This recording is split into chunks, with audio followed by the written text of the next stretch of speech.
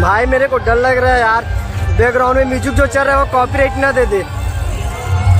दोस्तों कुछ इस प्रकार से व्यापार मेला लगा हुआ है और साउंड बहुत ही ज़बरदस्त सुनाई दे रहा है। तो चलो हम आप लोगों को साउंड की ओर ले चलते हैं। और मेरा आवाज़ कितना आ रहा है मुझे भी पता नहीं है। दोस्तों यहाँ से बहुत ही अच्छा व्यू आ रहा है, तो मैं यहाँ से वीडियो ले रहा हूँ। और अभी कुछ ही समय में गाना प्ले होने वाला है करके बोलने वाला था, लेकिन गाना प्ले हो गया।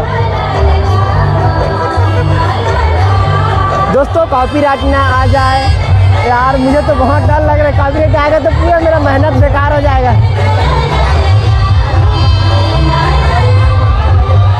भाई जितना अच्छा डीजे में बजता है उससे ज़्यादा अच्छा तो मुझे लाइव में लग रहा है। आप लोगों को कैसा लगा कमेंट में जरूर